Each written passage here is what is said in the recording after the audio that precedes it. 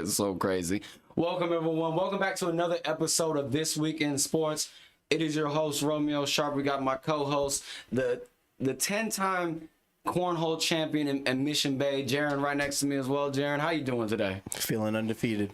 Man, I ain't gonna lie, that was kind of crazy. And then we got the paddleboard champion over here from Mission Bay. We got Noah and Gito as well. Noah, our producer here, that's really the man behind the camera, the man that does it all. So, shout out to those two, y'all. Hey, Jaron, I want to give a shout out to your family, because this weekend for Father's Day, that was probably one of the best family functions I've been to in a while, man. The food was amazing, all the activities we had going on as well, like that was just full on amazing, man. So shout out to them for that, honestly. I appreciate y'all coming out. It was a good time. That was it. Like I said, like we've had many functions going to with your family for sure. I mean, we had Super Bowls that we go to, Super Bowl parties all the time, and we also be going to Christmas, Thanksgiving, and stuff like that. So I definitely put this as like probably one of the top 3 functions I've been to with your family. So I appreciate it. Yeah, so they know how to turn up and turn out for sure. So, but before we get into any type of sports, anything like that, Jaron, I seen this video. I was watching RDC Gaming. They were on Twitch streams a couple days ago. They got a link. Someone sent them a link of the top 10 Naruto fights. Now, keep in mind, y'all, these top 10 fights is from I think the producers in Japan themselves. So this is not my top 10 at all, and I'm not going to get into really my top 10, but I just want to kind of look at number 1, which is the one that's really the one that's really just it baffles me. So let me tell you, Jaron, what the top 10 is. So at number 10, we got Sasuke versus Deidara. Okay. At 9, we got Neji versus Kidomaru. Okay. At 8, we got Minato versus Obito. At 7, we got Guy versus Madara.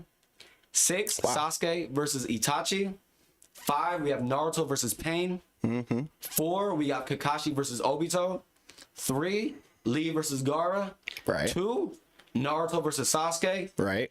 And rounding it all out at number 1, Sakura versus Sasuke. No. Again, like I said, I'm not here to give my top 10 because it's gonna take a while. I feel like, because there's a multitude of Naruto fights in that anime. There's probably over 50 fights. And all fights 3 parts into some fights and stuff like that, Jaron. Right. But when we look at this list right here, Jaron, I ain't gonna lie.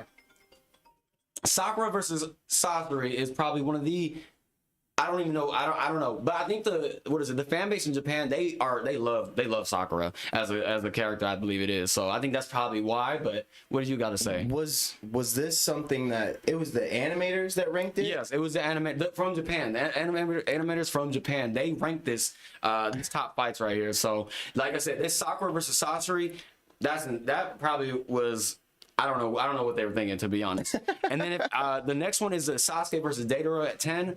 I'm not gonna lie, I don't think that's a top 10 fight to me either. You know what I'm saying? There's some other fights that got left off, like Jiraiya versus Pain is not in there by any means. I know it was a jump-in, they jumped him, but I mean, he did put up a fight and then got murked. Sasuke versus B wasn't on there. That's what I thought about. And see, that's a good one too. And then for Sasuke versus Itachi to not be even cracking the top 5, that's crazy. That's one of the top fights to me, honestly. I thought Kakashi and Obito would be higher than 4. I thought Madara versus the 5 Alliance or versus the Kage would be up there as well. I think that's a top tier fight as well. That Obito versus Minato fight, that wasn't even really a fight. It was just one move from Minato, and then you know what I'm saying. So a moment. It was just like a moment. You know what I'm saying. So like I said, I don't actually know. I try to look into it on Reddit and everything, what their criteria was for the top fight.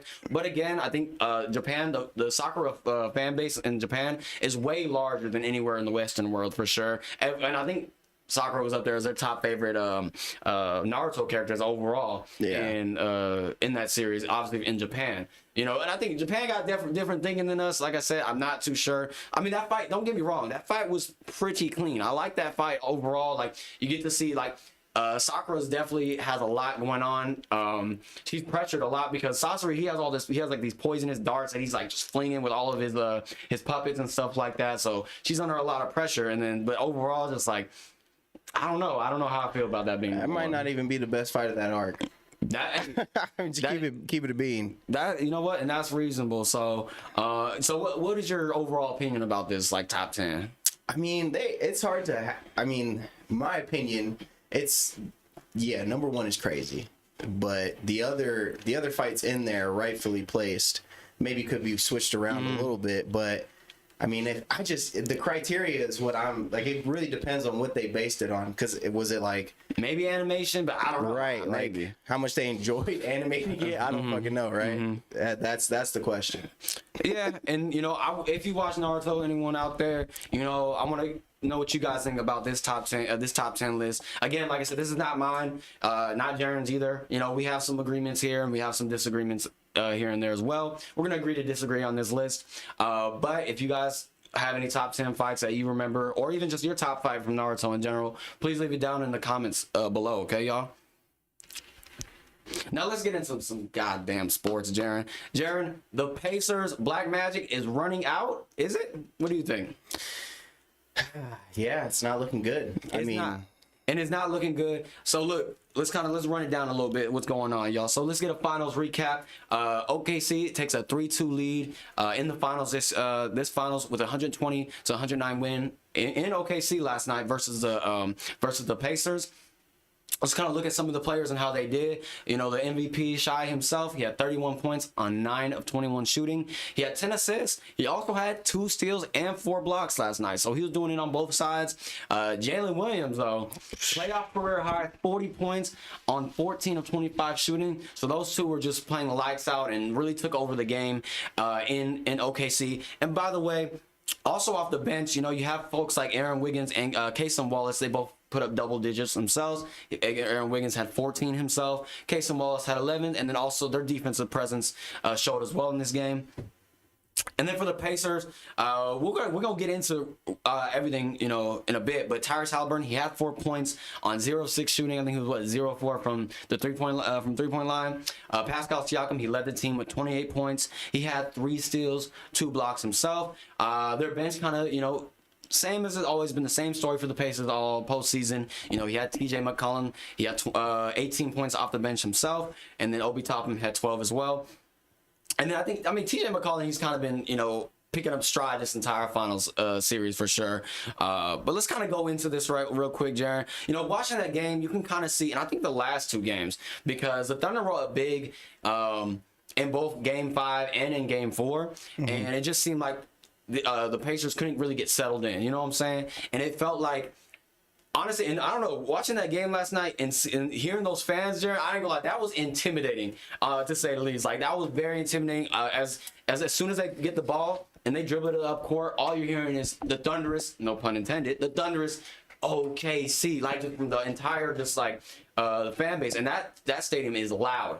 That home court, those are some loud fans for being a small market. Yeah, they got some very passionate fan base, and like I said, I think just overall looking at that, it stunted the Pacers for sure. I think that's what kind of, like I said, they couldn't get going early on, and it's been the same story for the last 2 games in this series. Honestly, this entire series, it seems like they've been having slow starts, and the Thunder are going up big. Another main thing that's been happening, Tyrese Haliburton, he's clearly injured.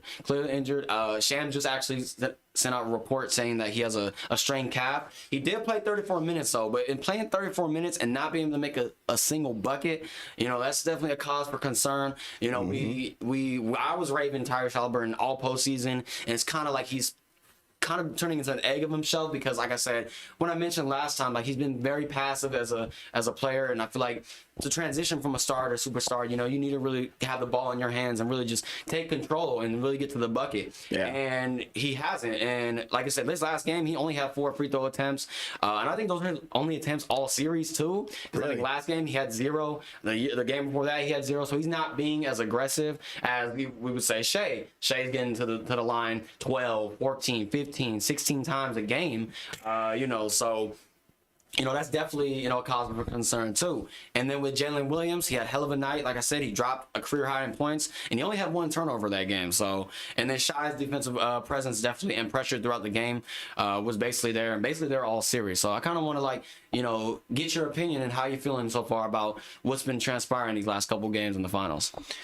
It's just really been kind of a tribute to OKC's defense. I mean, they've been like that, other than the first game 1, and then what was that, game 4 with Benedict Matherin's 30-point game. There was a couple hiccups there, but overall they've just been suffocating. They jump in. These guys like to pass out, drive and kick, jumping in the pass lanes.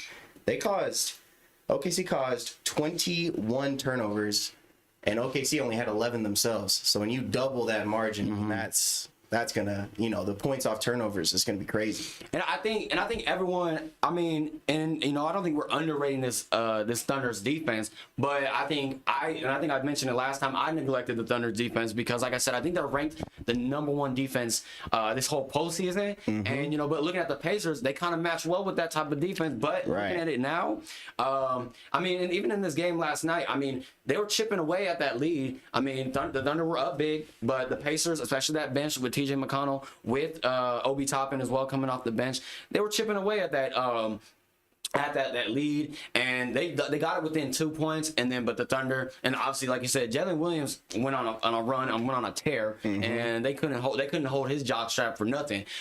So just seeing this game too, it's just like, those two guards and Shea, and like I said, we casually are saying Shea dropped 31 points last night. This was like the calmest 31 points we've seen.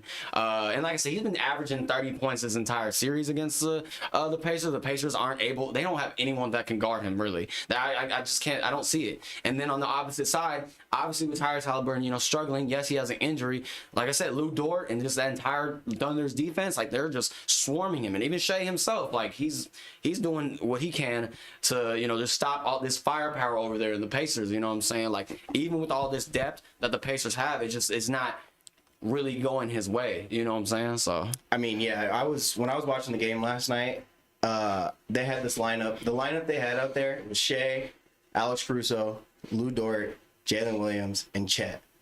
And I was just thinking, like, that defensive, like, versatility is just crazy. And then you're like, okay, who's the weak link? Shea. We'll go at Shea. What'd you say? He had 2 steals and 4 blocks. That's not too much of a weak link there. Let's go at the center.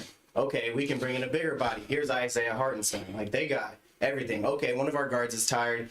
Here comes Cason Wallace. He had 4 steals last night. Like, they're actually insane. And and like I said, this team, and look, with Jalen Williams playing like how he played lights out last night, man, he's got, I think he's still on his rookie deal, but he's gonna get like a nice little hefty payday coming up shortly too for himself. Like, and again, Shea's about to get paid out as well. But when we look at this for sure, I mean, like you said, and then I think the main key thing is, I mean, I think a lot of people are already kind of talking about the Thunder, like the lineups they're bringing out there. I think having Chet out there, I think to begin with in the game, I think that's kind of they said it's kind of a lopsided issue because Chet might be a little bit of a liability because of it, like, but when Isaiah Hartenstein's out there, like, they got him going early. I mean, yeah, he didn't put up no flashy numbers. I mean, if we look at it, I think for Isaiah Hartenstein, what he had. I mean, he was 21 minutes. He had 4 points, but I think, they got him going early with the early dunk in the game, and I think that's really what kind of set the tone for the Thunder in that sense. And just overall, just looking at this game, Jaron, what do you feel like? Do you feel like, this is just utter dominance from the Thunder, like throughout the floodgates, even from going to game 1? What do you think?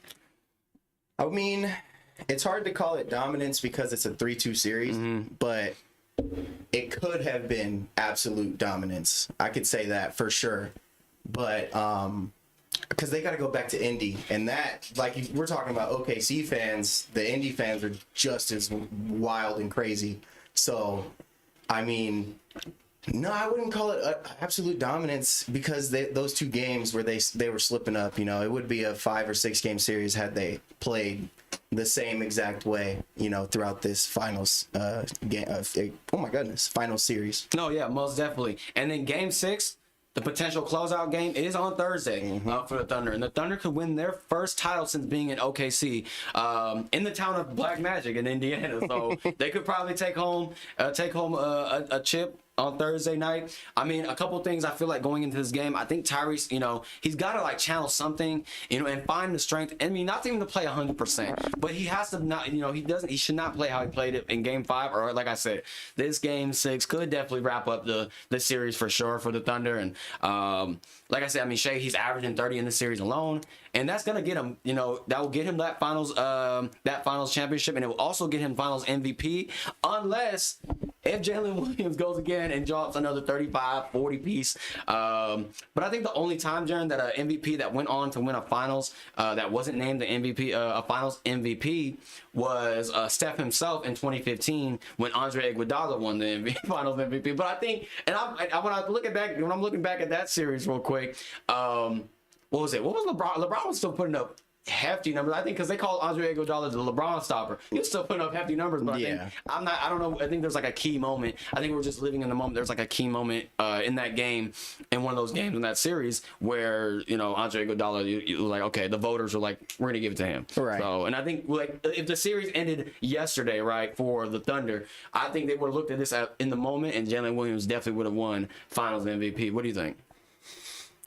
Nah, man, I don't think so, man. Shea's averaging 30 throughout has he had less than 30 points in any game? 26 last game, but it averages out to 30 still, right. basically. Yeah, so. no, I don't think you can ignore that, what he's doing right now. But now, like you said, if Jalen Williams comes out in this closeout game, puts up another 35 to 40 point game, you may have a conversation, but I think it should still go to Shea. Definitely. And I think overall, just, we got to give the Thunder like the entire, like that defense just overall, like I said, we've already been discussing it this entire time, but if we could give it to everyone, I would give it to everyone just overall for flat out. When we mentioned it, like, and I think everyone's mentioned it, that this Thunder team just matches so well with this Pacers team in terms of like how they play offensively and stuff like that. So my question for you, Jaron, do you think the Thunder close out on Thursday? Honestly, no, I don't. I think they win this series, but I think you go back to Indiana and Rick Carlisle isn't a pushover. This team they're not a weak team by any means. Even if Tyrese Halliburton is hurt, he was still out there running for 34 minutes. So I mean, maybe they can utilize him in a way to help get other guys more shots. And this team is so, like, they're so team oriented. Like, they lean on, just like OKC, they lean on everyone leans on each other. They may have it may not be Tyrese Halliburton. It could be Pascal Siakam going for 40. It could be Benedict Mathurin having another 30-point game. I think it goes to 7, honestly. And then with that being said, though, now do you think this is the best finals of this decade? And like, let's kind of look back at some of the finals in this decade. So we have the Lakers versus the Heat, and put emotions to the side because I know you are a Lakers fan, but we have the Lakers and the Heat in 2019-2020. We have the Bucks and the Suns, the Warriors and the Celtics, Nuggets and the Heat, and then we have Boston and the Mavericks last year. So out of all those, do you think this is the best finals this series? And then keep in mind, we were in even like the little nuances here and there, like, oh, the logo not being on there, the NBA Finals logo not being there. Obviously it was, like we mentioned last week, it was a little bit janky for them to, put it out like that, like, AI generated logo, just throwing it on there on the screen. And then also they did introductions yesterday for the first time in a long time for the finals. So, they're listening to the fans in that sense. So that kind of makes me think as well that this is probably the best finals that in that aspect, and obviously on a competitive spirit, because if we look at, the last two finals, they were done in 5 games. 4-1 going the Celtics way, and that looked like pure dominance from the Celtics last year. Yeah. And then that Nuggets team, that was pure dominance. And then if we look at the Golden State Warriors, that I didn't see too much competition in that series.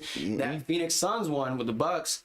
Now that one, I think the Suns were up 2-0, but then gentleman's sweep. And then they just went into a whole like gentleman's sweep for sure. So, and then obviously with that Lakers, that bubble, that was a pretty good one too. But overall, like I said, I think this might be the best finals of the decade. What do you think? Hands down, so far. Honestly, I didn't think it would be this good. Like you said last week, I thought it'd be over by now. I thought it was going to be over in 5, but the Pacers just keep pulling shit out their ass. Just to literally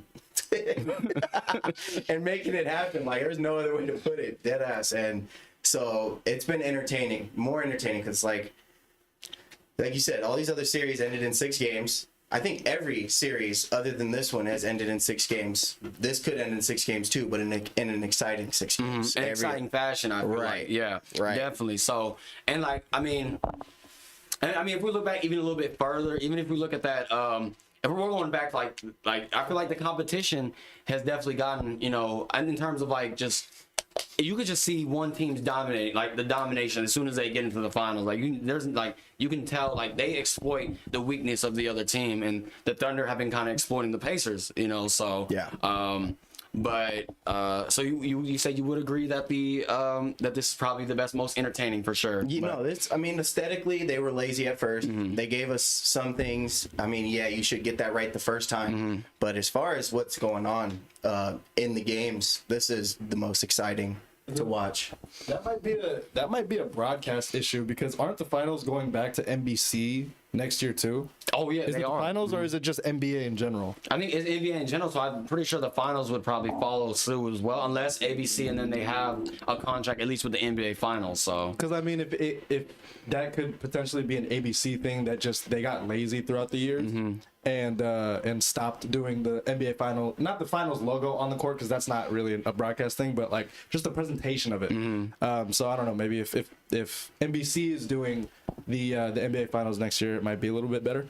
Definitely. And I think, I mean, not even just us, because I don't think I really stated it, but I think even before this final series even started, a lot of people were like already tuning out, like, oh, I'm not watching this. You know what I'm saying? Or like, this is going to be a boring series. Like, and this has been the complete opposite. This has been nothing short of you know, spectacular and amazing. Because the thing is, like, you have, truly, you only have one superstar in this game, in this series, and that's Shea. You got one superstar, you got a bunch of stars. No disrespect to any of those guys. You have a bunch of other stars, you know, but there's a gap between these guys, you know. So there's Shea, and then there's, you know, Jalen Williams, you know, you got Chet and all those guys, but, you know, I wouldn't call them role players, but again, you do, and they do have your role players as well for both the Thunder and then for the Pacers. Like, and the Pacers don't have a bona fide star. They have Pascal Siakam. He is, you know, he has finals experience. He has a ring and all that stuff as well himself, but you know, you don't look at the Pacers, you don't look at Pascal Siakam like, wow, that's a superstar. You know, I mean, reasonably so, rightfully so. But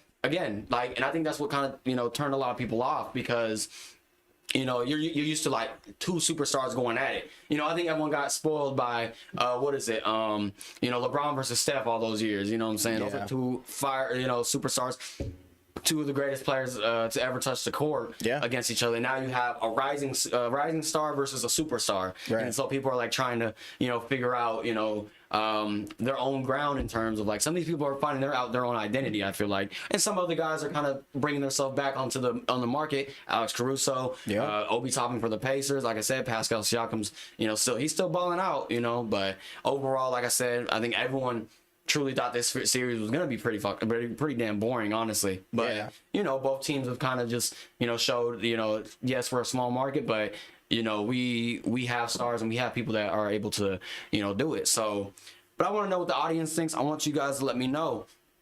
You know, like I said, the Pacers, the Pacers are down 3-2. Game 6 is on Thursday night. Do you guys believe the Pacers can extend it to what we all love in the sports world, at Game 7? Or will the Thunder finally get their first chip since being in OKC? And will Shea win Finals MVP? All right, Jaron. Let's kind of transition into the football real quick. J.K. Dobbins will carry Denver to the Super Bowl this year. Right? So let's kind of get into that. No, not right. Hold on. Let's hold on. Not what? Right. What you mean? Come on now. Carry you to the Super Bowl? He's gonna carry us to the Super Bowl. And let me tell you why. So I didn't speak on it last week, but J.K. Dobbins, he signed a 1-year, $5.25 million deal with the Denver Broncos. He went on to state why he chose the Denver Broncos. He says, I want to get a ring. I've been in the playoffs every year I played, that being at Baltimore, that being at the Chargers. I'm tired of losing them. So when we look at this, let's kind of dive into this, you know, this team real quick. Look, first of all, I believe it's a great signing. I think it's a great signing. I think it's a high reward. Also, it does carry a high risk with his injury history so far. But he had a great year before he got hurt last year. Like, he had a knee sprain in Week 12 for the Chargers last year. Ironically, it was against his former team, the Baltimore Ravens. So, he was on pace for a 1,000-yard rushing season, multiple rushing touchdowns, and he had 195 attempts for 905 rushing yards. He had 9 touchdowns. The man was averaging almost 5 yards a pop for the Chargers. And again, it is a Chargers. Jim Harbaugh, he's known to be having like a good running scheme. They had a great offensive line as well over there for the Chargers. And he took a lot of pressure off of Justin Herbert's back when he was playing over there. So the reason why, I feel like, Denver, they got a plethora of options at that running back position, and Sean Payton there's a couple players that he loves his running backs and he loves his tight ends. And so now we have a solidified, running back, rotation, and before this, the offseason started, it was looking kind of, iffy for this Denver Broncos team. For the rushing game, like I think that's one of our problems going into the regular season is who's going to be running back RB1, who's going to be RB2, who's going to be the third down guy. You know what I'm saying? And we let go of a couple guys, Javonte Williams, and we got guys like Jaleel McLaughlin. And now we have J.K. Dobbins, R.J. Harvey. We just drafted him. Audric Estime. We have those guys right there. Those little bowling ball guys. And like I said, Sean Payton's offensive mindset. It's going to be put to the test of the upcoming season, but I think the signing makes perfect sense. And I think he fits this scheme very well, and I think he's going to be very healthy. So, what do you think about this signing? And what do you think about JK even stating that, he wants to win a Super Bowl? He's striving for, the big game. A Super Bowl? I mean, all right, so here, look. I'm going to ask you something. When was the last time he played a full season? I mean, he hasn't really played a full season. I think maybe his rookie year with the Baltimore Ravens, but besides that, he's been having injuries after injuries, unfortunately. And so we've looked at 2 or 3 major surgeries, right? How old is J.K. Dobbins? I believe he might be 27, 28. Let's see. Let me see. Keep it P with you, Romeo. Let me see. What's he about to say? Shit's bad. Shit's bad. You're relying on a rookie this year. 26. He's 26. You're relying on a rookie this year. That's what's going to happen. J.K. Dobbins is great. I understand he wants to get on a good team. He didn't want to lose, so leaving the Chargers is the right thing to do. They haven't won shit. But I know that there's an RB1 spot open, so I get why you go to the Broncos. But I don't think this is the piece that puts you guys over the top. You guys get better if he's healthy, but man. But looking at this and just looking at the other free agent acquisitions that we've got, and it's been, like I said, it's been 7-8 years since Denver's been making splash. I feel like this is a splash move, and it's been a while since, because I think in that 7-8 year, gap, that run right there for Denver, it wasn't a run. That was more of like a they're crawling on all fours, just trying to, squeeze out 6-7 wins. If we're being 6-7, 6-7 wins, those past couple of years. But I think it's telling because I think Bo Nix is a huge influence on these guys. A lot of players really like Bo Nix, and and a lot of guys chose because of Bo Nix. So it's it brings a lot of promise, and Sean Payton's a good coach as well. So it's people are seeing the vision in Denver. That's what I'm saying. You're fucking telling me that people want to play in Denver because of the second-year quarterback Bo Nix? Yes. Did you not see Bo Nix last year and see the progression and seeing him as a quarterback? That's promising. That's a promising. It's the same for Jaden Daniels. The same for a lot of people want to go to Commanders now because of Jaden Daniels, and not because who the hell wants to live? First of all, the Daniels was throwing that thing. He was slanging it. Bo Nix been slanging it. Resume, no pause, dead ass. They both been slanging. They both slang. Look. Bo Nix is great, but there's these two guys, they had a good rookie season. I think there's no tape on them. You got college tape, but college and NFL game is no different. So this is the real test. I could just be hating, but Bo Nix, he's good, but man, y'all not going further than you did last year. Keep it P. Keep it 100 with you. So do you think? Okay, what else? So. From an outsider perspective, and also because you're a Raiders fan, that this kind of makes it tough. But what else would Denver need to, take that leap to the bigger stage? The wide receiver core. You just need, honestly, because the defense is top tier, bro. You're at top 3 defense. We think top 5, depending on how you. Top 2. Nah, depending on how you, your criteria. You got a top defense, and that's always the first thing you need. And your offense is good. you could wish that you had a younger, more reliable back, but like you said, you got some guys you drafted, and J.K. Dobbins is a high risk, high reward back. I'll give you that for sure. Only thing you're missing is a good wide receiver one. Young, it may have to come in the draft. Maybe, like you said, if niggas want to play with Bo Nix, you may see someone come in free agency. Who knows? But that's all you're missing. It's just a good wide receiver one. I'm sorry, Cortland Sutton is a great wide receiver. You don't two. believe in Cortland? He's not. I mean, he's pushing 10 years in the league, isn't he? Yeah, he is. I mean, Denver wasted his Yes. his career a little bit with the quarterback carousel we had leading up to Bo Nix, and Bo Right. Nix, we saw the Cortland that we saw his rookie year. Like it's been some time. Cortland's been battling injuries too, and then obviously just poor quarterback play has not really helped him out, so it kind of wasted a couple years as well. Right. I think if we didn't let go of Jerry Jeudy, that would have been something. That would have been something for sure. I mean, Jerry Jeudy, he played.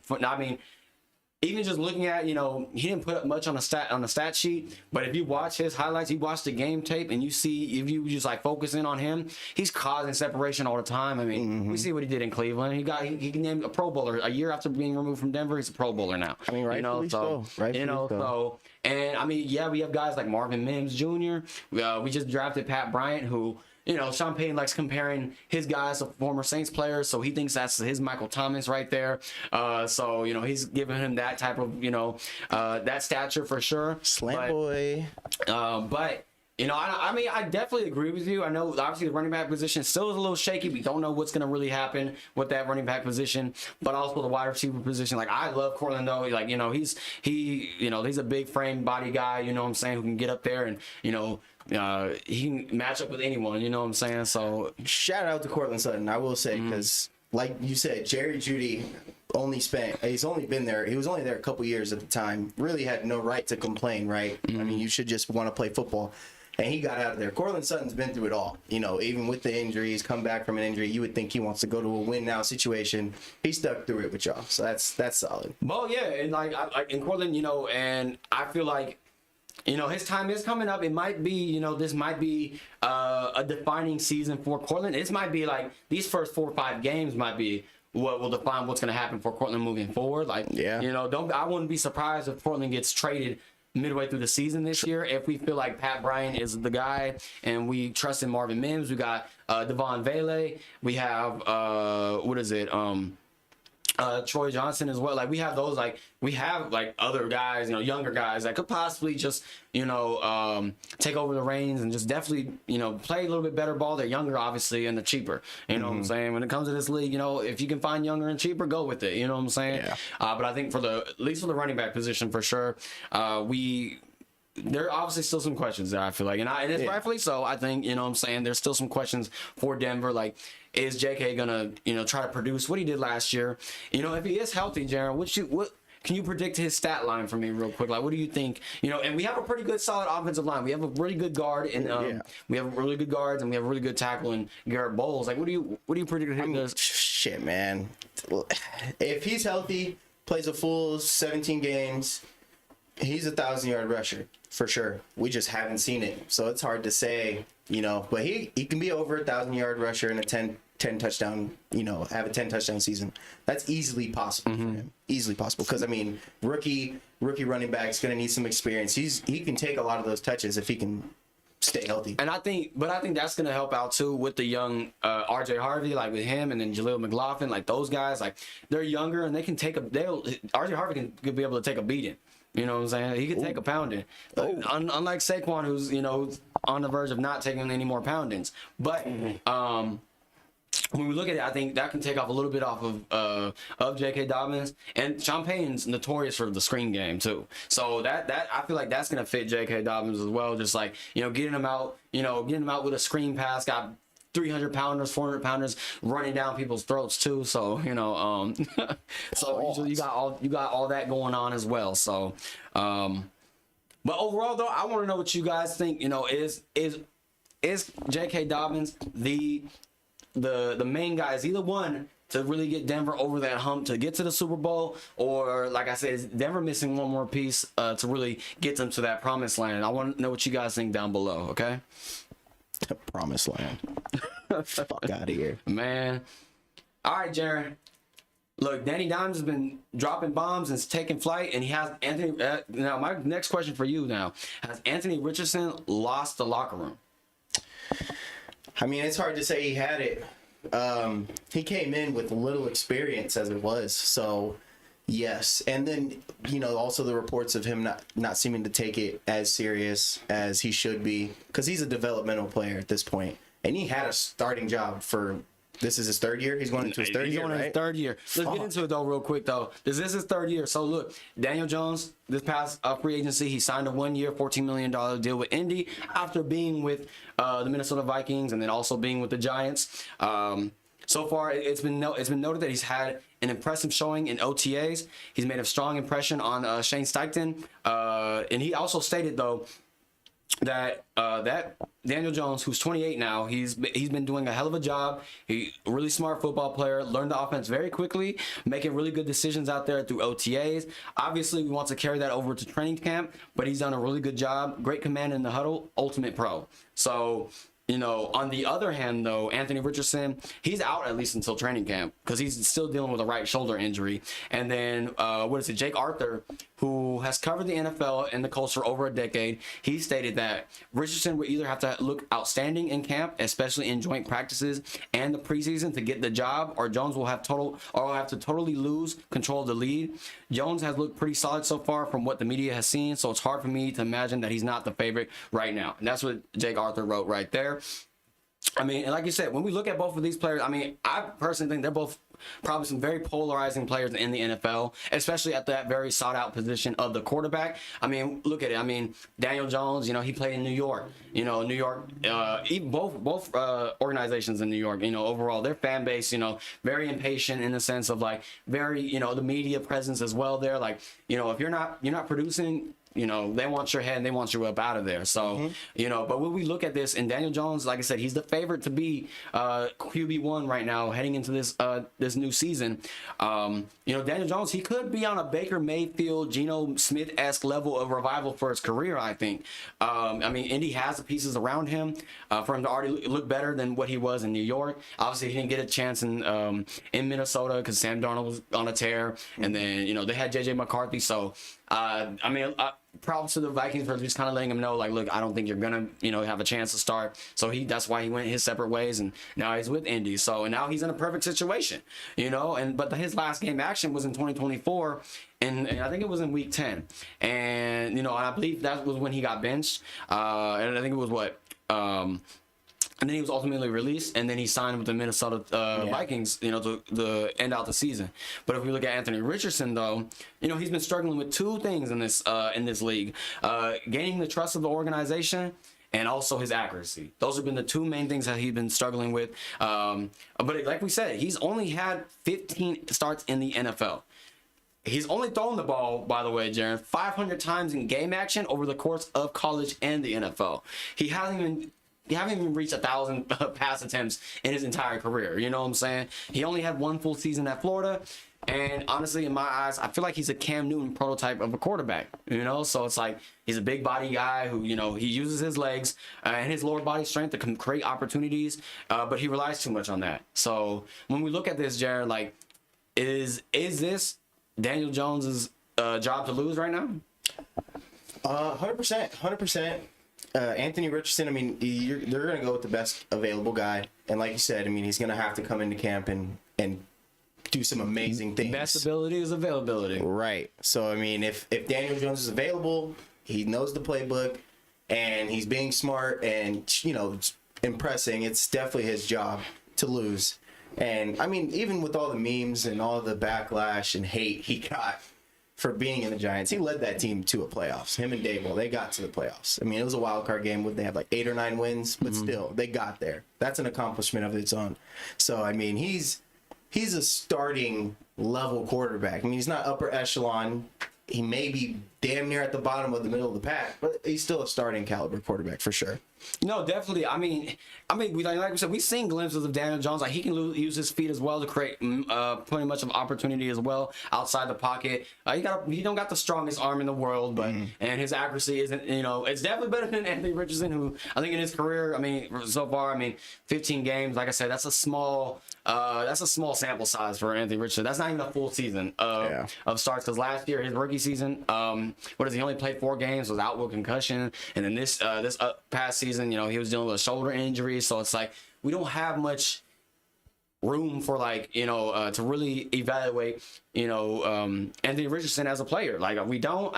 But in the NFL, we've seen it. It's impatient. You can get impatient, and it's like if you're not producing, we're gonna look the other way. We're gonna look for another guy. Yeah. We're gonna find a guy who can, if it's gonna be Daniel Jones, if he can string out 10 wins, this roster has the potential to be a playoff team. They have the potential, you know what I'm saying? They do. They got Jonathan Taylor, you know what I'm saying? Like that can take off a lot of pressure off of him. He got some pretty solid wide receivers over there too. Got a solid tight end.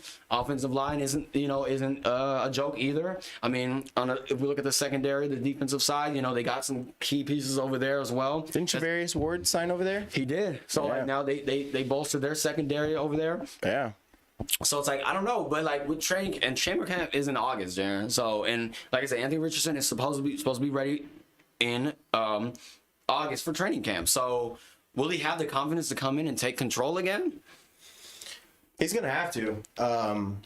You got to come in and ball out. That's the only mentality you got to have. I don't think he starts this year. I don't.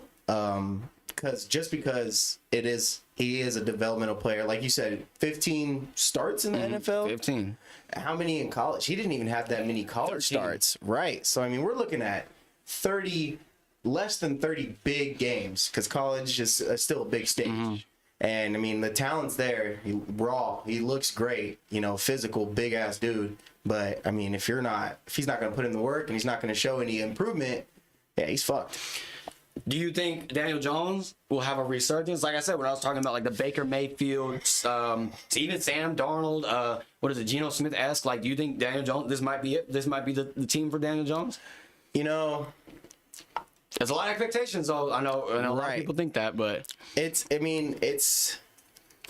for him, it's a make or break type of thing. If he's gonna start, this could be the chance for him to either take that position and stay there and solidify a starting job, or get on the radar for some teams who may be looking for a quarterback next year and offer him a good amount of money. So if he's in the right headspace, because it seemed like he had some didn't he go through some things those last couple years in New York? And he went away from the team after they benched him and everything like that. It seems like he could be kind of an emotional guy. So if he's in the right headspace, he can definitely do it. But Geno Smith and Baker Mayfield, they got good arms. Oh yeah, most definitely they do. So I think it's a little bit, yeah. At least it's hard to compare them. It is. So now my last question for you, Jaron, is: do you think maybe Anthony Richardson needs like a change of scenery himself? Do you think maybe the Colts trade him mid-season, or maybe he needs to just go somewhere else to kind of develop his strengths? Maybe a different quarterback guru type of guy that can probably help him out. What do you think? Honestly, this could be the right thing for him, getting benched, getting thrown on the back burner. I know they've threatened it and talked about going a different way. Joe Flacco came in, right? But then they went right back to him after a couple games. So if he were to sit out a full season, that could help him. But if not, and he does come in, and like we said, we see no improvement, we see nothing changing for him. It could be a change of scenery because at this point, not too big of a sample size, but someone will still take a chance on him. Definitely. But also, I want to hear what you guys think. Like I said, Daniel Jones is the favorite heading into training camp to be the quarterback one for the Indianapolis Colts.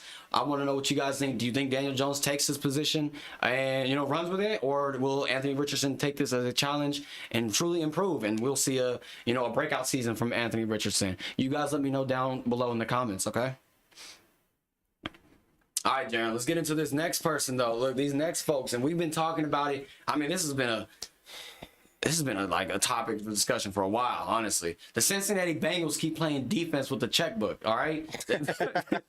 They keep playing defense with the checkbook. They're playing defense for the wrong thing. Because obviously, we watching this last season, their defense didn't even want to show up last year. But let's get into it. So, rookie, Shamar Stewart, the Bengals' first-round defensive end out of Texas A&M, has been on holdout out of every workout so far for the Cincinnati Bengals.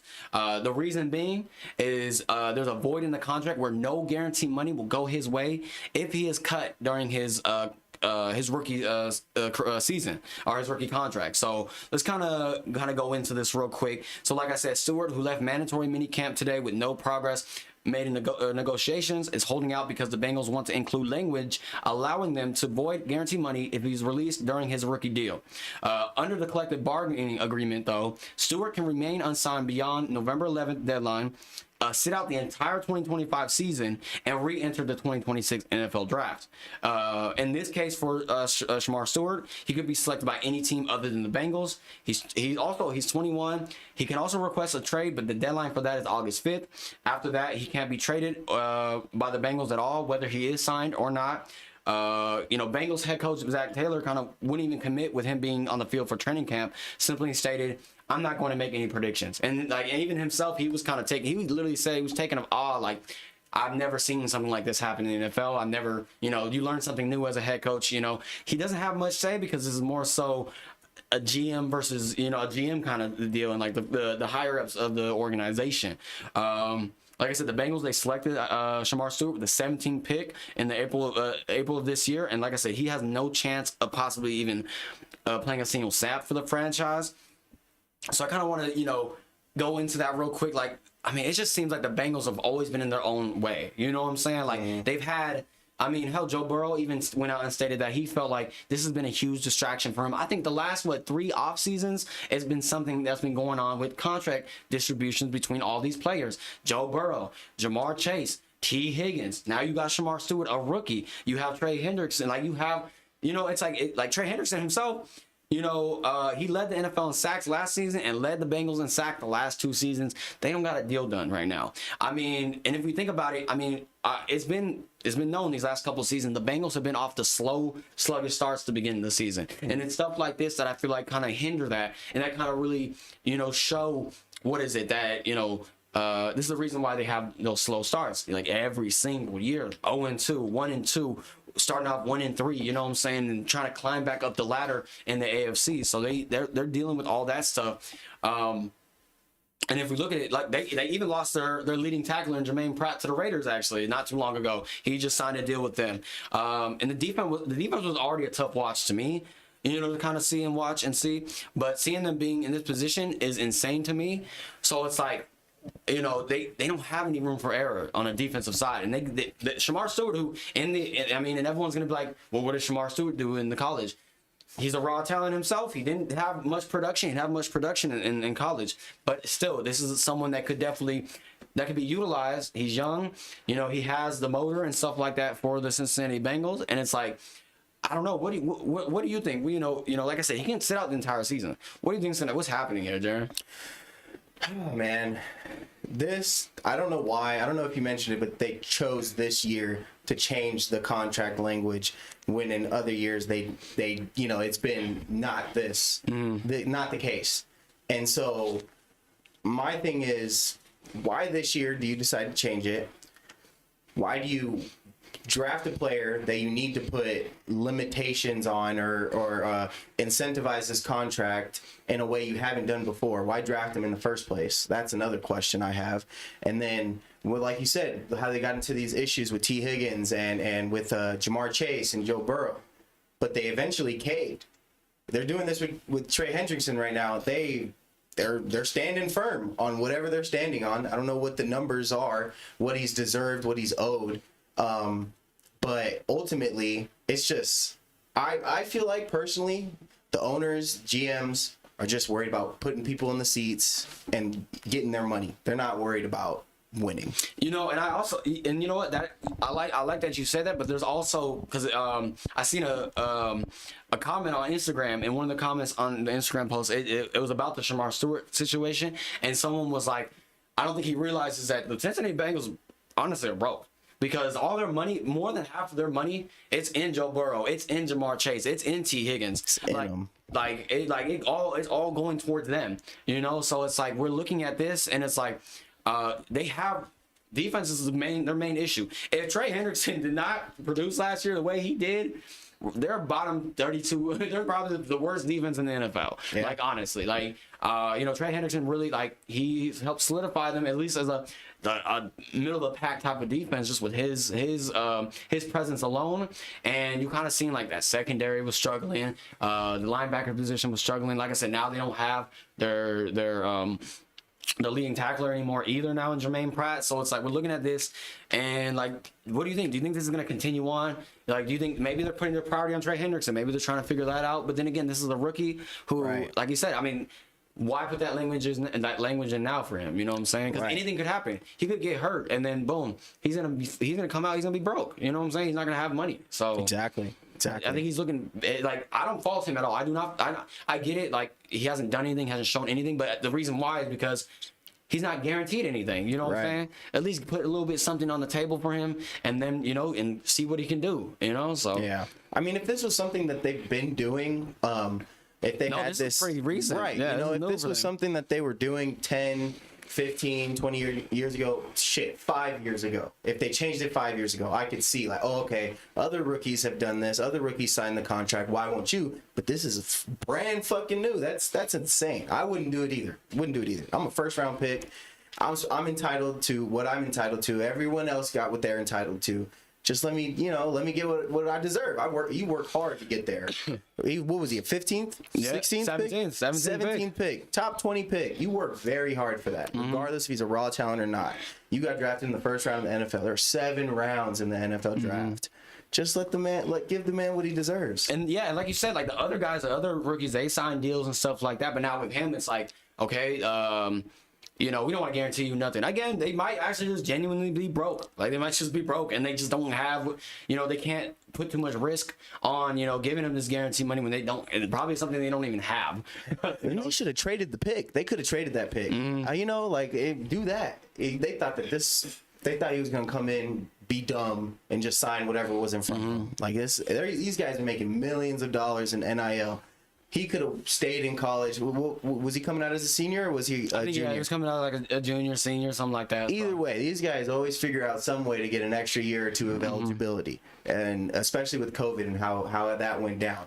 So I mean, he could have spent more time in college, do that whole thing, but he decided to go to the NFL. It's not his fault. He got put in this shitty situation. It's crazy. Cincy, man, we've been talking about him for the last couple of years about this whole contract debacles they've been having. So, I mean, I want to know what you guys think. Like, this is unprecedented, by the way, y'all. This has never been happened before in the history of the NFL with a player, having a contract dispute where he's gonna sit out. I think Joey Bosa, or I think it was Nick, but one of the Bosa brothers, they had an issue with their contract. It went into like August until training camp, but they were able to get everything settled in. But this is not looking too good for this Bengals organization. But again, I want to know what you guys think down below. Is Shamar Stewart right? Should the Bengals just trade him before August 5th, or should he just sit out and just re-enter the draft? Let me know what you guys think in the comments, okay? I'd fucking sit out. Fuck that. I would too. I'm not trying to get hurt and then not getting any type of money. So, all right, Darren. We have some splashes in the NBA already too. So, the offseason isn't here yet. We still got the finals obviously going on, but Desmond Bane is on the move, Jaron. The Memphis Grizzlies have traded Desmond Bane to the Orlando Magic for KCP, Cole Anthony, and not 1, not 2, not 3, but 4 unprotected first-round picks and a pick swap. Jaron, how do you feel about this? You're more of the basketball guru guy, so like I just want to get your sense before I kind of chime in. These niggas done fucked the market up. I'm gonna keep it P, like 100%. They 4 first-round picks. We thought they did bad with Rudy Gobert. And then we thought things kind of reset. Luka came over. We had to give up AD, but they only wanted 1 first-round pick in return. This, like, when you got guys like KD on the move, possibly Giannis, Jonathan Kuminga, all these guys who might be moving around, And this is the first major trade we get. It fucks the market up. It really does. It does, and like I mean, I understand because I mean, Desmond Bane is a player that will definitely elevate the Orlando Magic and them as a team for sure. Yeah. I think they did give up too much. I think for Desmond Bane, because if that was the case, they could have just went after like Trae Young or even like LaMelo Ball. Like they might as well just went out after those type of guys and just give up those 4 picks. Like that would make more sense. I feel like, but but again.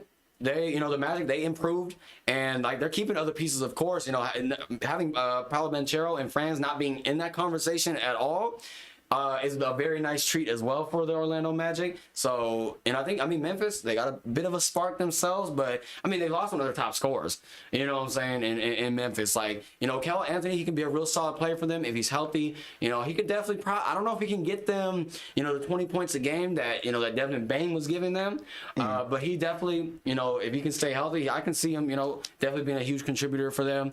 I mean, KCP is a real a veteran guy who it brings a lot to the locker room. I feel like he's a good locker room presence, especially with Ja being over there for sure. So, I think he can probably keep Ja in line in a sense, you know what I'm saying? Well, He don't know. He don't know about KCP. Yo. My nigga KCP, when he was with the Lakers, was not allowed to leave California. Wasn't it like a gun charge? Yeah, it was a good. Whoa! Yeah, Whoa. he caught a gun charge. They allowed him to travel within California. He had an ankle there are monitor. pictures of him playing basketball with an ankle monitor on. That's a real nigga right there. Oh shit! So That shit gets bad, actually. So it might not be the best. okay, maybe it's not. Actually, now that I think about it, maybe it's not. Now that I think about it, but looking at this, Jaren, like, do you think? So did Orlando just make themselves a true contender now in the East? Fuck no. I think I think Memphis genuinely fleeced. I get it. It makes them better. They're gonna be better. I was talking about this with my dad. I was like, they're better, but they're not a finals run better. They're past the first round better. They won't be a 7 or 8 seed this upcoming year if everyone stays healthy. That's for sure. But they're definitely. I mean, he took away some of the depth. Cole Anthony. I think Jet Howard went too. I think it was 3 total players, wasn't it? I think so. I mean, Jet Howard isn't the biggest contributor, but still. And then KCP. I mean, those are 2 guys who can hit a lot of shots. I mean, you take away from your depth, and then you take away all your first round picks for how many years? How many did they have? I think I mean Orlando's pretty deep with picks themselves too. So I think I think their next 4 years, and also like a pick swap. So it's like they gave up. I think they gave up a lot in that sense for this a player like Desmond Bane. But do you think it's kind of warranted maybe that Desmond Bane was like this wanted at least for Orlando Magic? Because I mean maybe this is the guy they needed. Like. So, hey, sometimes, I mean, it's all psychological, Sometimes these guys just need to feel believed in. They need to feel like someone cares about them. I know it sounds cliche, but that shit's it's real, the fact that they gave up 5 first-round picks, 4 first-round picks and a pick swap, the fact that they gave that up, may, inflate him a little bit to feel like, okay, I'm worth more than I thought I was, maybe, and now I'm, put some more confidence, instill more confidence in him to, hoop better. But no, it wasn't worth it. That's for shit, sure. Now that we think about it, with all this happening, like, I don't know, and there's been kind of speculations here and there. Now, is Jaren Jackson Jr. or, John Morant on the way out now as well? Because, I mean, it seems like they're just kind of seems like they're blowing it up. It seems like over there in Memphis. I find them. I mean, Ja isn't the most consistently healthy player these last couple years. I'd move on from him too. You probably can get shit. If Desmond Bane gets you 4, John Morant should get you 3 or 4 too. Mm-hmm. I mean, from the right team that has the picks and is willing to give it up. But I mean, I would. Yeah, I mean, Project Thunder. Just fuck it, do it. Can I say something too? Go ahead. I kind of think it's a win-win. Ooh. It's 4 first-round picks. Yes, it's a lot, but they kept Jalen Suggs, they kept Paolo, they kept Franz together. They have a good center right now. I don't know if he's gonna stay or not. Goga, he's pretty decent. Mm-hmm. And then they added a 20-point scorer who was clearly not gonna be a part of the future for Memphis. He was gonna be on the move regardless. Mm-hmm. I don't know about Jaren Jackson Jr. or whatever, but. I mean, if Orlando is, because of the injuries that happened in Orlando, you kind of saw that they got off course a little bit. Yeah. But if they were healthy, if both of them didn't tear their fucking ab, like at different parts, they would have probably went pretty far in the East. So I mean, dude, oh my God, an Orlando versus Indiana series, both healthy, that would have been a mouthful. So What?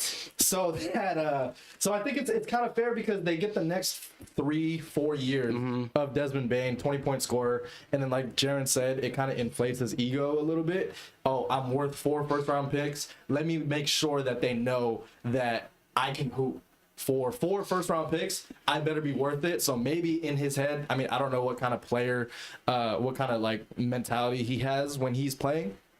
But maybe that could, like, you know, boost his ego a little bit and play even better. He just has to be a complimentary scorer to Paolo and Franz. That's all he has to do. Whereas he was kind of like a primary scorer on the Grizzlies. So maybe he doesn't have to do that. He can just chill. He can just hoop, get his 18, 20 points, and I think it would be worth it because the Orlando Magic are already well on their way to being competitors in the East for the next like upcoming years. So those 4 first-round picks, you're really not even gonna. I don't think unless someone is fucking like generational talent. There's like, a 15-year-old out there right now. There's a 15-year-old out there right now that we could probably be overlooking, and maybe in hindsight, because hindsight is 2020, maybe in hindsight in 4 years we're gonna say it's a bad pick. But right now, if you're trying to win right now, which the Orlando Magic are trying to do, I think Desmond Bane being a 20-point scorer, that's a pretty good haul. And I think, like you said, I mean, I think that takes off a lot of pressure now off of Paolo and off of Franz Wagner as well. Like, it takes a lot of pressure. And now, you know, and you mentioned it because that confidence and maybe, you know, it's going to boost his morale. I think, you know, it's the same thing that happened with Shea. When Shea got traded, like I think that kind of boosted his, you know, his morale too when he went from the Clippers to the to the Thunder. But he also was thinking, you traded me for that guy for like Paul George. No disrespect to Paul like George, but like, yeah, like you know, but it's like you're thinking it like in that sense, like you know, you traded me for this, like you traded me for like a potential 15-year-old that might, you know, be better than me maybe down the line or something like that. So, OKC still has those picks. Yeah. So yeah, it kind of did win for them. Yeah. So, but yeah, like Desmond Bane goes in there, he really does not have to do much because they already know that he's a 20-point scorer. If he underperforms, that's fine because Paolo, like he's gonna be complimentary to an already on their way team to I would say at least the Eastern Conference Finals next year. Ooh, yeah. I mean, I can see them, you know, definitely doing a deep run like that too. Like I said, now they have all those pieces now over there. And again with Memphis, I personally think they might just blow it all up. I think Ja Morant might be on his way out. I mean, it's crazy now that we think about it. Like if Ja's not healthy, this is who you're looking at. You know, you're looking at Jaren Jackson Jr. and Zach Edey. That is not exciting. That's not exciting basketball to watch. I don't think. You know. What about Utah? All right, No, Utah love. My fault. I mean, Yuki, bro. Yuki? I know that was Utah. Utah Watanabe is the tall Asian dude. Oh, we'll see. Together. Racism. But- my fault. That is kind of crazy. I'm not gonna lie. That's kind of crazy. Wait. But again, like I mean, just think about it though. Like you know, like Memphis is already a small market. Like, and their fans aren't gonna be filling up those stands, going to watch Zach Edey and Jaren Jackson Jr. like they might as well just. It seems like they're getting ready. It looks like they're prepared to just blow it up. They could probably, you know, have an OKC-esque type of, you know, run with all these picks. You know, they can stockpile a bunch of picks for the next 20 years if they really, you know, do the right thing and probably just send Ja out, send Jaren Jackson Jr. out, and just They fire their coach too. and then they fire they gotta do something. They might have to just completely just blow up this entire team. I wouldn't say it was a failure, but.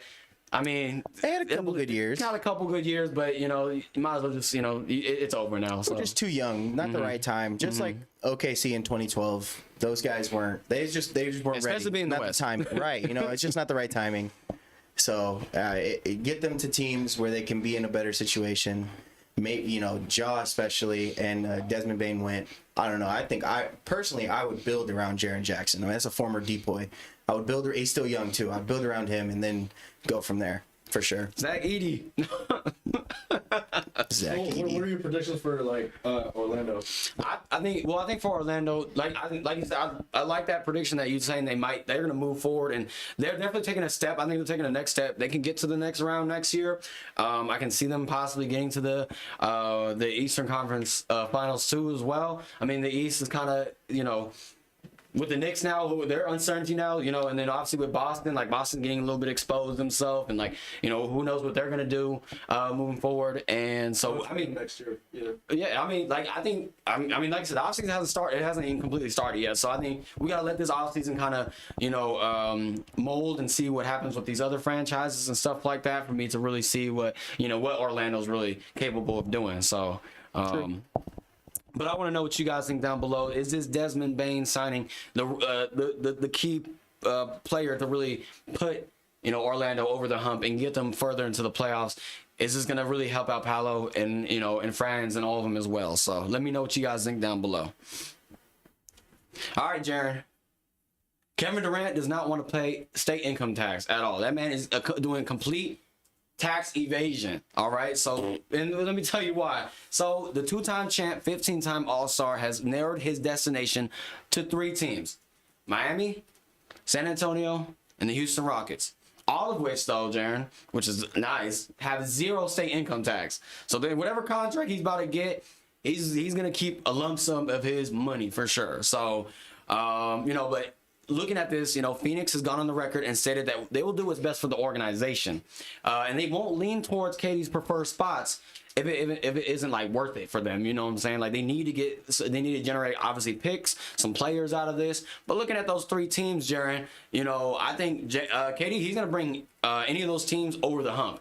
You know, I think the Spurs and Rockets with their young roster, albeit, you know, they're gonna probably have to ship some of those guys off. Like at least for the Spurs, you know, Stephon Castle might have to be in that package for the Spurs. You know, with a couple more picks and stuff like that. For the Rockets, Jalen Green's on the move. You know, and then sending up some more picks. But I think for KD himself, like, after Golden State, and correct me if I'm wrong, I think after being in Golden State, his expectations from, you know, the organizations and from the media has changed. Like now, since we know you're NBA Finals caliber and you can bring a championship, you're a championship level player. You know, we are expecting, you know, a lot out of you now. I mean, again, albeit he is 37 years old and he's dealing with, you know, injuries that he's held in the past as well. But, you know, another thing is I think ring culture has kind of, you know, been kind of toxic, and it's kind of, you know, changed his reputation and his legacy. I feel like, like I said, he was on the top 75 list as well for the NBA. So, you know, he's made his mark for sure. Yeah. So what do you think, Jaron? So, you know, with those 3, you know, that he has, you know, for his preferred, where do you think he's going? If we're narrowing it down to those 3, I think the Spurs is the more likely one. I think he even said that out of those 3, the Spurs is the top of the top. So I mean, the Spurs, De'Aaron Fox, Wemby, you know, you got those 2 players that can kind of, you know, he could just be on the back burner, because I think when we look at KD, I don't know about you, but I personally never seen KD as a leader. You know what I'm saying? Like in terms of like just like leading, you know, being the forefront guy and just like, you know, having everyone, you know, be behind him in that sense. Like he's more so of like, he was kind of in the back burner, you know what I'm saying? Like, although he was still putting up 25, 26 a game, you know what I'm saying? I think with him, especially at Golden State, they had Steph, Clay, Draymond, like, you know, he didn't have to like, you know, really step up onto the plate and, you know, be a leader in terms of like, you know, his character and stuff like that. He could just hoop. But after he won those championships, now everyone's looking at him like, okay, your value as a player now, we want you to be a leader. But if he goes to San Antonio, I feel like, you know, he got De'Aaron Fox and those guys, they could probably kind of shift his mentality. But if he goes like Miami, Pat Riley, like, you know, his whole demeanor is his culture is a little bit different over there in Miami, and then with Houston as well, they have like a very young roster, and he'll have to probably be the guy. So yeah, you know. I mean, KD's. It's ever since, you know, when everything that happened in OKC and when he left, it's clear that he doesn't, like you said, he doesn't want to be out there. No, chill out.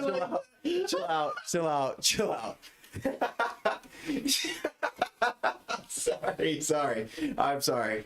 He doesn't want to be out there as a leader. he's the number one option, obviously, when it comes to the scoring on every team he's been on. Most teams he's been on, I'd say maybe up Brooklyn was a little. you know, when you got guys like Kyrie and James Harden, you know, it's definitely a 1A, 1B type of situation. Same thing in Phoenix with him and Devin Booker probably. But And then throw Bradley Beal in that mix too. get the fuck out of here. But this thing made me lose my train of thought. I'm sorry. Kevin Durant. Oh, that's what we're talking about. When he went to the Warriors in 2016. It was clear that he just wanted to put up his 25 to 28 points a game, whatever the case was, and not have to rely on others, and not have to put his trust into others to get them over that hump, which is what he did, and he's been good ever since. Go ahead, man. No. This nigga, I just can't. Sorry. No, go ahead. you good. Can I say something? Can I say something? Go ahead. Dude, everybody makes up criteria for what Kevin Durant needs to do. I'm not even like a huge Kevin Durant fan, but he is one of the greatest scorers of all time, if not the greatest scorer. Every team that he goes to, they just need him to score, and he does consistently. Like, that is why he won Finals MVP, because he put him over the top in that game 4 or game 5, whatever shot, you know, for the championship in 2017 or 2018, whatever. He does his job, so I don't know why people make up criteria for him that, oh, he needs to lead a team. His 28, 4 and 4 or whatever, don't compare that to LeBron, because LeBron is asked to lead a team in every statistical category. That's just how he is. He is the centerfold. KD doesn't have to do that to win championships. So, I mean, I don't know. Wherever he goes from these 3 teams, he's still going to be the top scoring threat. He might be number 2 though. Number 2 for sure, but you know, with some of these guys. He doesn't have to be like, for the Rockets, he's definitely the top scoring threat, but they're gonna try to play through Sengun and the young core around him and have him there for the 28-point score. And also, Indiana could probably use a 28-point scorer, just straight up just can shoot, and you just give him the ball when you need a bucket, because all these games have been insanely close. But they need someone to give the ball to at the very end. That's what KD has been in the league for this entire time. He's not there to give you a triple-double every night. I don't know why triple-double culture is like a thing now, where you have to have a near triple-double to be valuable and win championships and stuff. It's very annoying, because he's, what is he, 37. He's 37, and he's still averaging 28 points after an Achilles tear. Still, like 3 years, and he's still like I mean, I don't know. You can talk about defense or whatever, but he was averaging like almost a block a game. Still, that's all you really need, bro.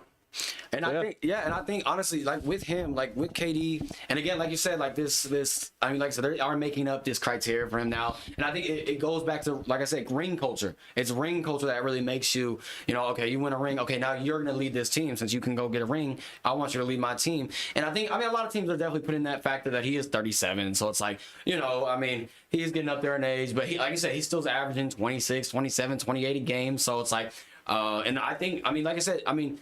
The Suns, like I said, they're not looking at this as, you know, and I think they should definitely give him his leeway, like at least where he wants to go for sure. Obviously, I think all those 3 teams, they have a lot of, you know, either what are the players or draft capital that will benefit the Suns themselves. And but they did say they're going to look elsewhere too. Like if there's another, you know, potential spot that, you know, that will bode well. And I think, like you said, the Pacers maybe. I don't know what the Pacers can ship off in that package for him. I don't know what their Well, draft. I'm just saying they need someone. Like every team needs someone to just give the ball to. Is Spicy P not that guy?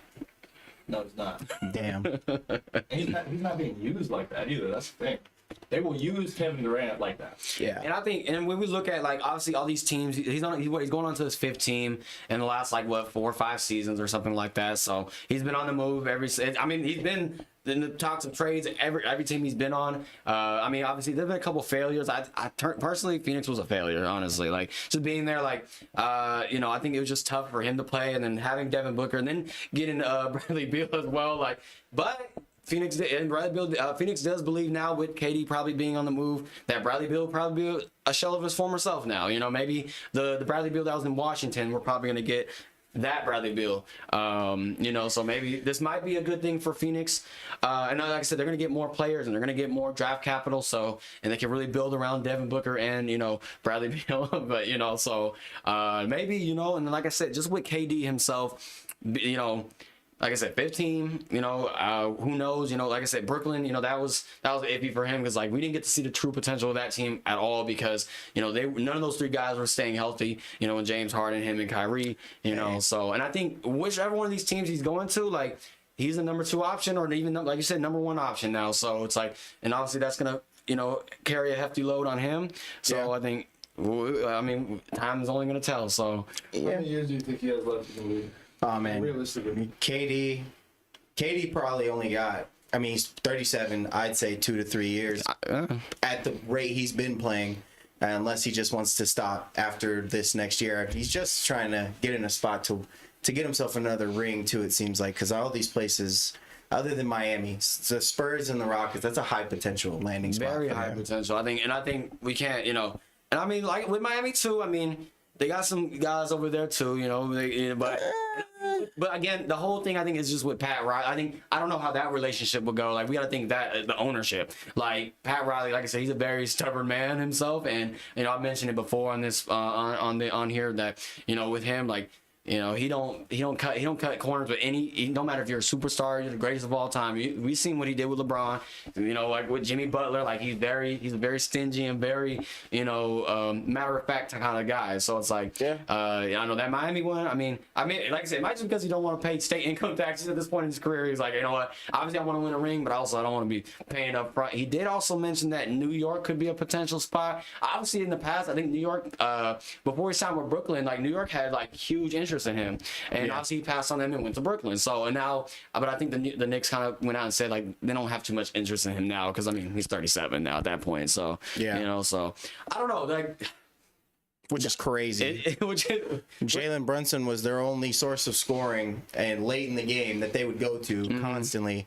A guy like Kevin Durant, that's New York would use that. Like, come on, they definitely will. Could use now I think with any of these 3 teams, you know, I hope, you know, like I said, I hope first of all, I hope they succeed because I feel like again with the ring culture and it being so toxic, that him going to any of these 3 teams and they do not succeed, it's gonna you know, hinder his legacy. I feel like a little bit. You know, obviously if he's still putting up 26 and 28, you know, he's obviously you know, no problem there. But I think at the end of the day, you know, they're looking at him like you're gonna bring us to that, you know, to that finals. You're gonna bring us that ring, basically. I think that's what they're looking at. You know, I mean, that's always his mentality too. So I would assume so. I don't think I don't think we can. Well, like, with ring culture, that's what they'll say. But you can't. KD's career, especially after even after Golden State, just look at that. I mean, it's definitely not a failure. No, definitely not him in particular, but I think just the projects they try to go around him, like I said, with Brooklyn, with you know, with Phoenix and stuff like that. Like it's just the downward spiral it feels like for these teams. Like it's definitely hasn't paid well in their favor, unfortunately. So, but I want to know what you guys think. You know, like I said, you know, Kevin Durant, he stated his 3 preferred spot, that being Miami Heat, you know, the Houston Rockets, and the San Antonio Spurs. Like I said, no state income tax for him to pay. Who do you guys think he's gonna go? We probably will find out, y'all, in the next couple days. You know, or it might be a little bit longer, but we're gonna see how this all pans out. But you guys, let me know down below what you think. Alrighty, Jaron, with that being said, that kind of covers everything we have in that sense. I know we had some questions, Noah. I don't know if you want to get into those as well. Yeah, well, we kind of already touched on them in some of the main topics. So we're going to do a little player versus player, and I just want to see what you guys think. Because we had a couple questions asking, comparing, so I just thought I'd turn it into a game. Give me 1 second. No worries. Let me pull up my graphics. You know, you snuck Lonzo Ball in there. No, I didn't. I didn't. That's kind of crazy. And I sent you. You guys have the. Yeah. Okay. All right. Our first one. You have it on your phone. You have it on your phone. I do. Cool. So yeah, our player A. Who would you rather take, player A or player B? Player A has 24.4 points, 7.8 rebounds, 8.2 assists, 1 steal a game. And yeah, this is just for the season basically. And then this season, player B, 26.8, 8.7, 6, and 1.1. What are we taking? There's also more stats on there, but I'm not going to read all that. How you feeling, Jared? I want to hear what you have to say first. Looking at this, I mean, as I look at it, player B, I mean, the only thing they really got is the points and the rebounds, but player A is definitely the more all-around solid player, more efficient. Yeah, all NBA, all-star, not first team. I'm definitely looking at player A as the better player there. but seeing player B at first team All NBA, that's kind of what's that's kind of throwing me in for a loop, and I'm like, okay, so I think I forgot what the voting criteria is for first team All NBA. I think now they don't even actually do position; it's positionless for first team All NBA. So they don't go for like the best guard and all that stuff. It's all clumped into one. I don't know how the criteria works. I don't know if it's the players that vote or if the coaches or whatever. But it seems that the player B has had a spectacular season, one that's better than player A. It seems like, obviously, like you said, player A looks very efficient. And when we look at it, I mean, they're making well over 50% of their shots in this. Is this from last season, Noah? This is from this season. From this season, okay. Yeah. So, man, but I don't know. And it looks like they both played each other as well, and they both, they split their head to head. Yeah, you also don't know like their team success. Yeah. So yeah, you can't even. I don't know. I obviously like player A is very efficient, but if I'm looking at it. It looks like player B has the edge over points, and I'm kind of going to go with that because I think player B, I got player B, so. Okay, so you're going with player B? Yeah. Okay. What about you, Jaron? You said Jaron? Give me player A. Give me player A. Player A with player B. Do we have any guesses on who player A and B are? They both played well over 70 games, and it seems like they both can stay relatively healthy, it seems like. Damn. That A is Braun, isn't it? I think B is Braun. Fuck no. B might be Braun. Come on now. 24-7 and 8. Come on now. B might be Braun. While shooting 50% from the field and a 78% free throw shooter, Braun is not that great of a free throw who do you think the other one is? I don't know. We're talking 27 points. The other thing is but that would throw it off if their age was on here. There's a couple guys that come to mind. I don't know. Who is Noah? All right, so let me get the microphone. Player A is LeBron James, a 40-year-old LeBron James, and player B is Jason Tatum, who is in his 8th season. So now looking at it, does it kind of make a little bit more sense about the efficiency? I mean, like the play styles. Oh yeah. Now that I look at it, definitely. I mean, look at this same player A, and it being 40-year-old LeBron is actually kind of crazy. Just seeing how efficient he's been. I mean, he's been efficient his whole career, honestly. So just seeing him being able to, still put up these type of numbers, it speeds volume, and he likes dishing the ball out too. It looks like with those averaging almost a double-double, it seems like. So would you still take Jason Tatum over LeBron James, knowing now that no, no? give me Braun, Braun. Sorry, I feel bad. Sorry, Braun. Yeah, at 40 years old, that's nuts. That is crazy. I had a feeling when I saw the 7 and 8, because that's been a big topic. 40 years old, averaging 24, 7 and 8. That is crazy. Okay, well, let us know what you guys think down below. Player A or player B? I know Joseph is fucking going crazy over that shit. You chose Jason Tatum. I chose Jason Tatum over LeBron James. All right. So now we're gonna move over to football. Clearly, I don't know football like that, so Jaron, you can read the stats for me. But player A versus player B. Alrighty, so player A, we've got head-to-head regular season 1-3 against player B. This is a quarterback. These are quarterbacks. Quarterbacks, okay. And then in the playoffs, 1-0, player A. Player A played 287 games. This is one season? No, this is all time? I was going to say one season, 287 games. What am I thinking? Jeez. That's CTE. Yes. Is AV, what is this, average? Yeah. Okay. So player A played 287 games.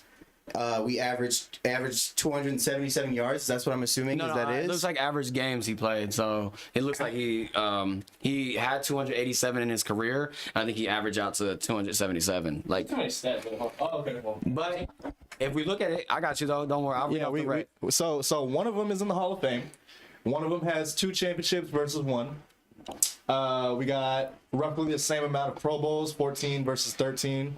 Let's see. We got passing touchdowns, 571 versus 539. That's player A versus player B. Passing yards, 80,358 for player A versus 71,940 for player B. We're not gonna do rushing touchdowns because these guys are fucking. Interceptions, 243 total interceptions for player A versus 251 for player B. Once again, player B is in the Hall of Fame. Player B has more championships, 2 versus 1. Let's see. Super Bowl MVPs are tied at 1. And AP MVP, what is that? That's MVP, like NFL MVP. Yeah, AP. But wait, before you even continue, Gotta fact I already check know that, who but go ahead. player B is. Player B is Peyton Manning because he has the most MVPs as the in the NFL. So player B is Peyton Manning, but the other guy, Holy fuck, man. the other guy Yo.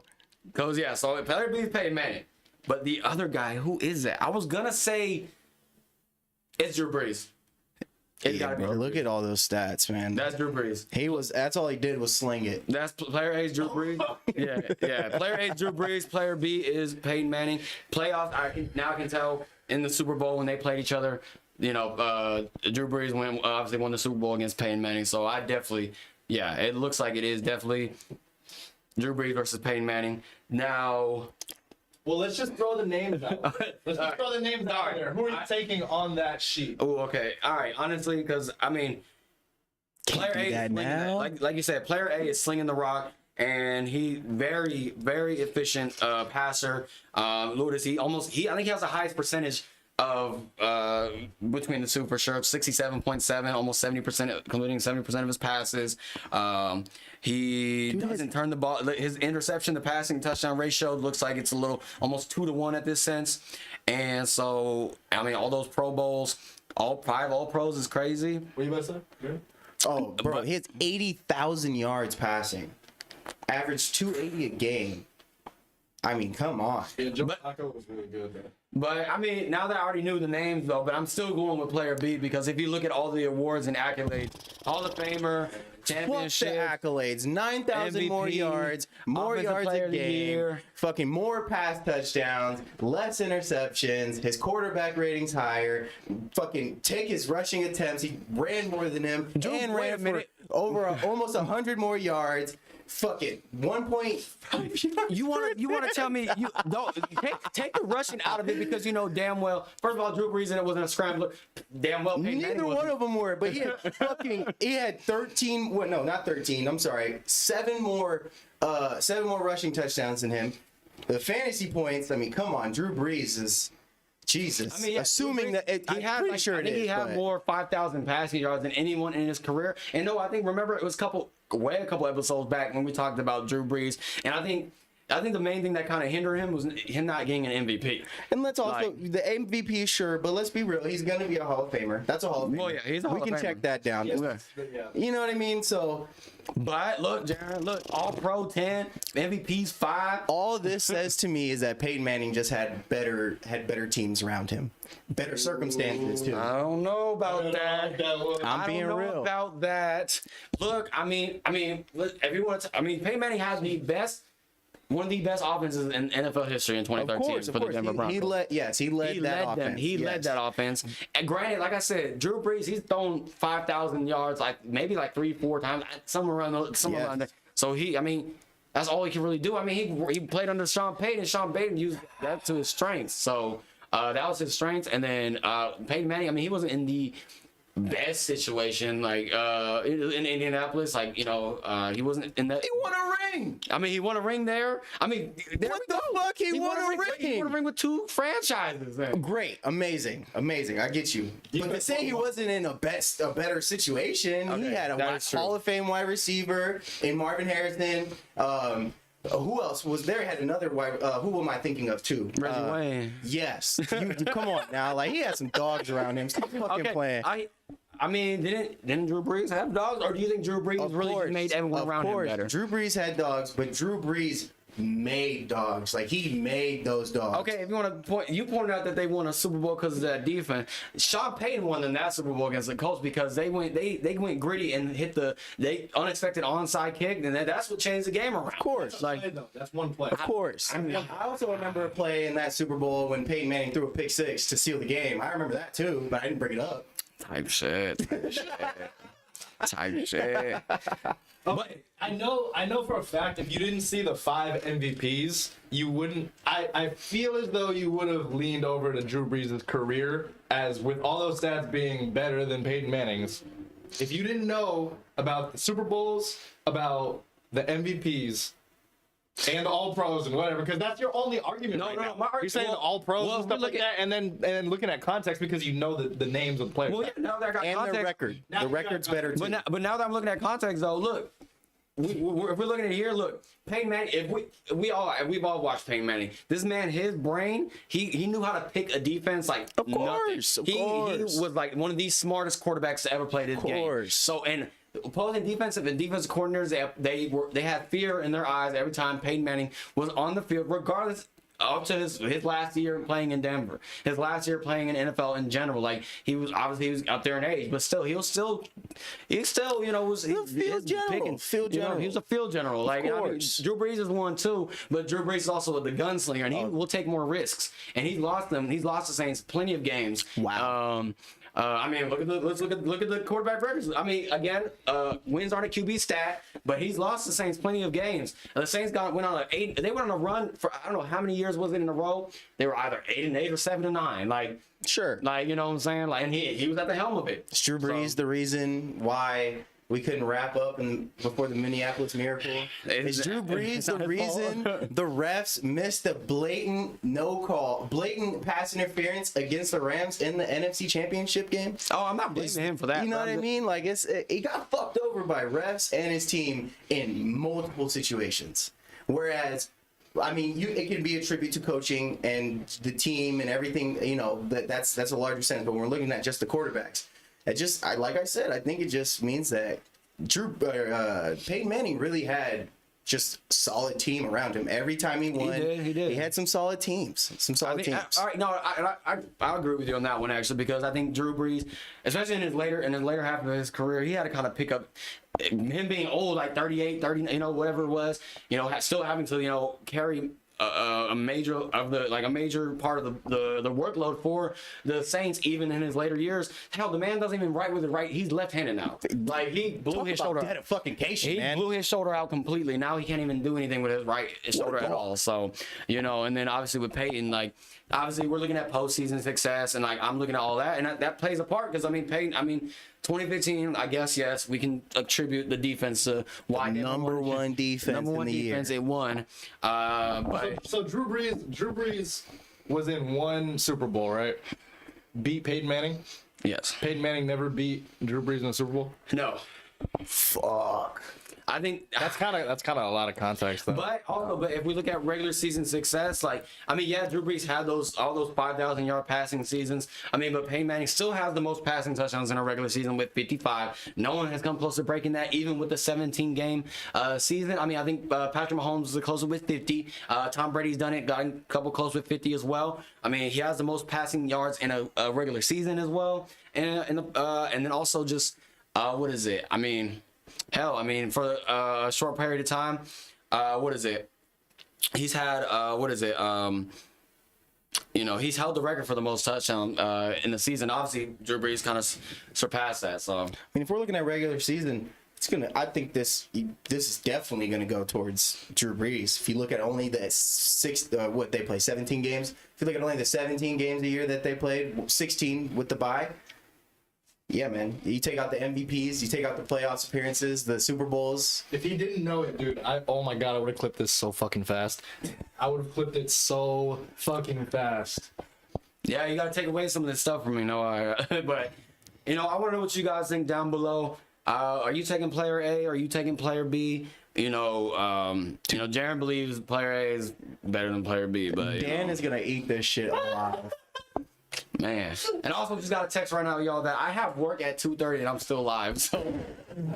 So I got one of my coworkers just texted me saying, you're live right now and you got work at 2:30. I'm like, I'm just gonna be a little late. That's okay.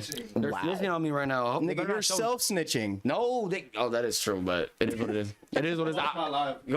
Don't worry, y'all. I'll be at work in like the next 40. But Wow. do we have any more questions? No, or anything like that? No, that wraps up everything. Well, you know what? I want to thank you guys so much for tuning in this week in sports. With me, Romeo Sharp, Darren as a co-host, Noah taking care of the production. As always, you know what I'm saying? Like, go follow those two as well, y'all. Go give them some love as well. Don't follow them, but just go give them some love. Show your love to them in the comments and all that. Glaze, Darren, Glaze, Noah. I hope you guys have a wonderful rest of your week. And like I said, Game 6 for the finals is on Thursday. We'll see how that pans out. Hopefully by next week, we'll have maybe a champion crown, and we'll maybe know where KD's going to be landing by next week, y'all. So, like I said, continue to like, continue to subscribe, leave comments down below, and like I said, y'all, you have a wonderful week, okay? Bye.